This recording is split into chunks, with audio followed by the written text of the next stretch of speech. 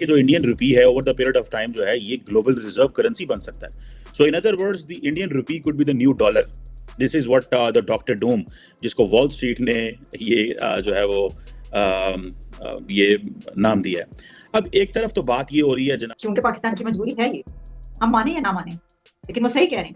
देखिए, जो अक्ल रखने वाले लोग हैं वो सही कहते हैं और वो सही कह रहे हैं। अब उसमें आप ना समझे ना, पाकिस्तान की मजबूरी इसलिए कि पाकिस्तान के पास पैसा नहीं है, पाकिस्तान को ट्रेड करनी चाहिए हम इंडिया से, और इंडिया से फायदा उठाना चाहिए, हम साया करते हैं। पाकिस्तान इस वक्त अपनी नाकिस पॉलिसियों की वजह से अपनी तारीख के बदतरीन मौशी बहरान से गुजर रहा है। मौशी बदहाली के दरमियान हालिया दहशतगर्दी के वाकयात ने पाकिस्तान की मुश्किलात में मजीद इजाफा कर दिया है। मुश्किलात बढ़ते ही पाकिस्तान को भारत के साथ बातचीत करने का मशवरा दिया जा रहा है। पाकिस्तान का टोटल जो बजट है ना, टोटल बजट वो सिर्फ जम्मू कश्मीर के बजट के बराबर है।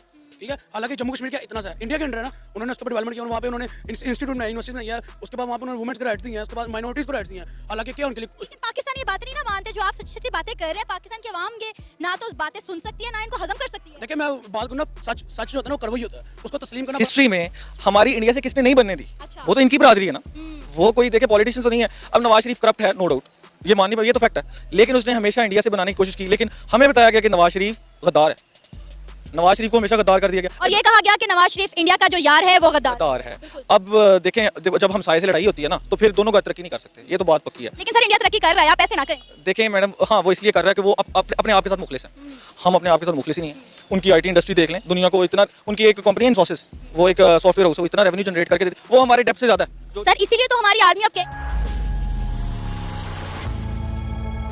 जय हिंद दोस्तों, welcome to know India time. दोस्तों, हाल ही में एक रिपोर्ट निकला है जिसमें लिखा है कि इंडियन करेंसी नेक्स्ट डॉलर बन जाएगा। और दूसरी तरफ खबर ये है कि पाक मीडिया डिस्कशन कर रहा है। पाकिस्तान एक्स आर्मी ऑफिसर ने बयान देना चालू किया कि इंडिया के साथ जल्द से जल्द रिश्ता सुधारो, इसी में पाकिस्तान की भलाई है, नहीं तो पाकिस्तान डिफॉल्ट तो हो ही गया, बर्बाद भी हो जाएगा। और तो पाक मीडिया ये भी डिस्कशन कर रहा है क्या इंडिया हमारे साथ अभी बातचीत करना भी चाहता है कि करेगा। दोस्तों, पाकिस्तान कश्मीर करते करते अपना मुल्क ही खत्म कर दिया। ये पाक मीडिया का रखेगा चर्चा सुनते हैं। अगर वीडियो अच्छा लगे तो like, comment, share and subscribe कर देना प्लीज।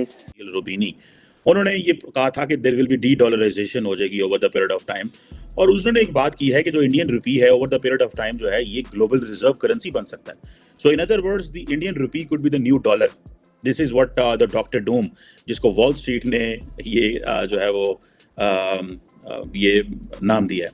अब एक तरफ तो बात ये हो रही है जनाब कि there is a de dollarization of the world, one thing, and Indian rupee could be the new dollar of 21st century.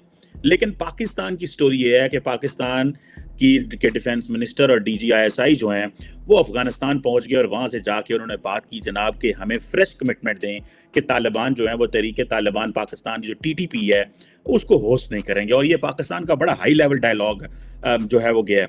Basically तो तरले मिनते माफ़ी हैं जनाब, ये सीधी सी अगर बात है। क्योंकि पाकिस्तान की मजबूरी है ये, हम माने या ना माने, लेकिन वो सही कह रहे हैं। देखिए, जो अक्ल रखने वाले लोग हैं वो सही कहते हैं और वो सही कह रहे हैं।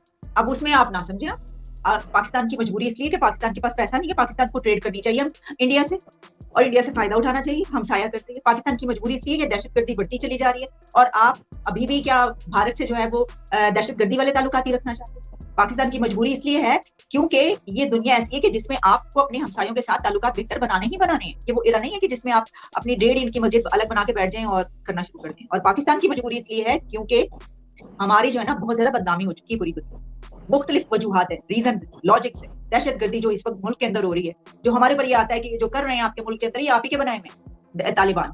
और जो है वो जो हिलरी क्लिंटन ने कहा था, बार बार ये कहा जाता है कि आप अपने बैकयार्ड में स्नेक्स पालेंगे तो वो तो काटेंगे आपको। ये सब चीजें हमें बताती हैं कि पाकिस्तान की मजबूरी इस वक्त है कि वो इंडिया से ताल्लुकात अच्छे करे। ये हमारी जरूरत है, हमारी मजबूरी है। भारत की इस वक्त जरूरत नहीं है हमारे साथ ताल्लुकात अच्छे बनाने, लेकिन हमें इस वक्त जरूरत है। तो उन्होंने बिल्कुल ठीक, मैं इसको एंडोर्स करती हूँ। मैम, तो ये बात पाकिस्तान के प्राइम मिनिस्टर को भी समझ में आ रही होगी ना, और पाकिस्तान के फॉरेन मिनिस्टर को भी समझ में आ रही होगी क्यों ये दोनों के दोनों अड़े हुए हैं कि इंडिया से बातचीत नहीं करनी। अच्छा, नहीं करनी तो दूर की बात, स्टेटमेंट्स ऐसी हैं कि इंडियन प्राइम मिनिस्टर को बोल रहे हैं बुचर ऑफ गुजरात।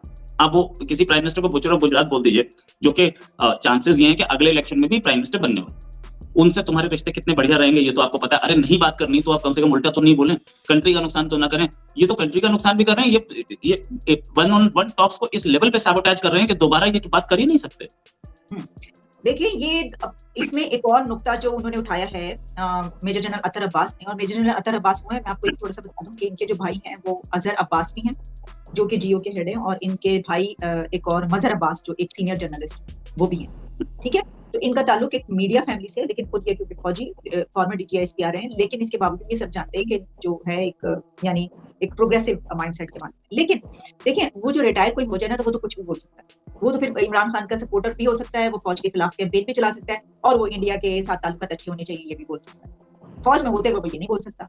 अब इसमें उन्होंने यही नुक्ता उठाया, उन्होंने ये कहा है कि अगर थ्रू सिक्योरिटी एस्टैब्लिशमेंट होंगे, रिलेशंस कायम करने की कोशिश करेंगे, तो वो आप ये समझ लें कि अगर आप 2 स्टेप्स फॉरवर्ड जाएंगे तो आप 4 स्टेप्स बैकवर्ड हो। तो ये बिल्कुल सही बात है, क्योंकि आपने जो बात की कि फिर प्राइम मिनिस्टर और फॉरेन मिनिस्टर ये क्यों नहीं सही बनाते।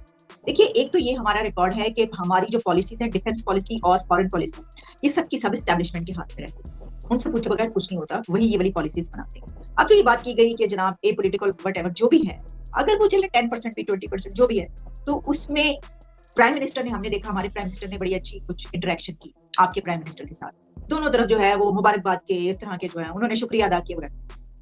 लेकिन उसमें फिर वो क्या रहा है, आगे इलेक्शन है, और फॉरेन मिनिस्टर ने जब हमारे वो जो आप कह रहे हैं गुजरात वाली बात की, तो उसके बाद प्राइम मिनिस्टर क्या करते, अब उनके पास ये एक बर्डन आ गया उनके ऊपर कि देखो दूसरी पॉलिटिकल पार्टी तो ये कैसे कार्ड खेल रही है और अपने वोट गेट कर रही है और तुम ये कर रहे हो, तो उनको भी फिर कश्मीर की बात करनी पड़ी। ये जो है ना डायनामिक्स, ये बहुत खराब करती हैं पाकिस्तान और इंडिया के रिलेशंस।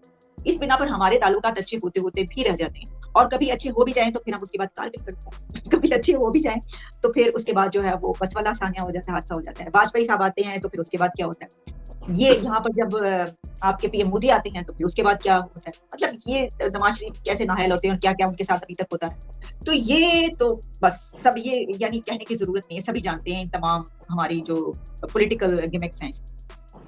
क्या बिलावल भुट्टो साहब के पास एक्सपीरियंस की कमी है जो वो ऐसी लैंग्वेज बोल रहे हैं, या एक्सपीरियंस की कमी हिना रब्बानी साहिबा के पास तो बिल्कुल नहीं है, वो भी ऐसी लैंग्वेज बोल रहे हैं।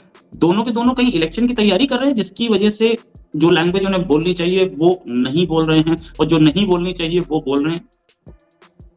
अब इसमें ये है कि जैसे मैंने एक बात तो ये कह दी कि इसकी एक्सपीरियंस की कमी, तो वो तो एक नेचुरल बात है कि वो अभी जो है वो फर्स्ट टाइम फॉरेन मिनिस्टर बने हैं, उनकी अभी एज भी इतनी बनी है, तो जाहिर है कि वो इनएक्सपीरियंस तो हैं। लेकिन इसमें एक और बड़ी वजह मैंने आपको बता दी, इलेक्शन और उसकी वोट। अच्छा, उसमें फिर हम ये भी सुन रहे हैं कि वहाँ पे अमेरिका से बड़ी बातें की जा रही है कि वहाँ पे बहुत चक्कर लग रहे हैं। ये वहाँ पे जो बिलावल भुट्टो के वालिद हैं जरदारी, उनके बहुत ही अच्छे वहाँ पे ताल्लुकात हैं, और वहाँ पे जो बिलावल भुट्टो हैं वो अपनी वालदा के जो वहाँ पे हैं ताल्लुकात उसको भी इस्तेमाल कर रहे हैं, क्योंकि वो एस्टैब्लिशमेंट को वही एक्सेप्टेबल हैं नेक्स्ट प्राइम मिनिस्टर के पास। खबरें हैं ना, यानी खबरें, हम तो इसी पे बात कर रहे हैं जो हमें पता चलता है, बंदर क्या है जो भी है।